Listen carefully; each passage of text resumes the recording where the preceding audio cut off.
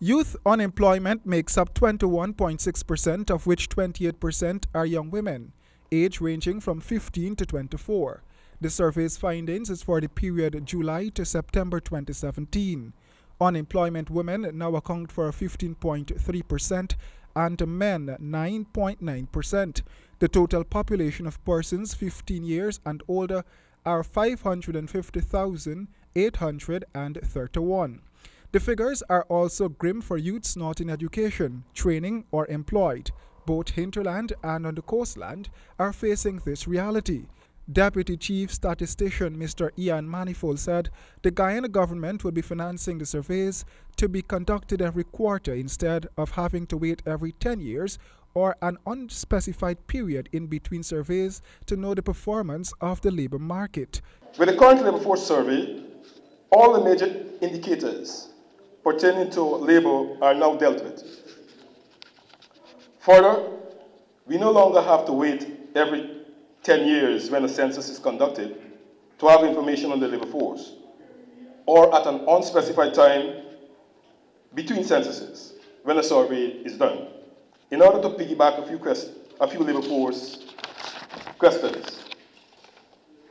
We are now doing continuous collection of labor force data and will be able to give quarterly pictures of the situation of Guyana's labor force, namely those who are employed, unemployed, but are seeking and available for work in the entire national territory of Guyana, the coastal urban areas, the coastal rural areas, and the interior. With regards to employment, the employment rate is 49.2%, with 62.1% being men and 36.9% women. Employed workers earn an average salary of $82,636, and self-employed workers earned a salary of $67,064.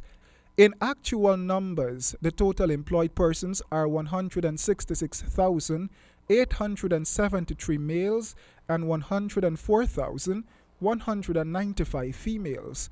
Workers in towns are 188,774 persons, and in rural areas, 82,294. As a developing country, Guyana is now developing these labor market tools to boost the growth of a thriving financial sector, whose decisions will be based on strong market indicators, which emanate from the LFS and other sources. As a developed country, the USA has a complex financial system with varied market assessment tools. We are now getting our feet wet, so to speak. And as such, a quarterly LFS would suffice.